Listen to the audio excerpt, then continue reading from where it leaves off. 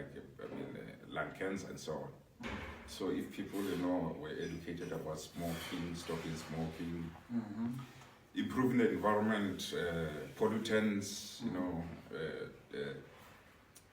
carcinogenic,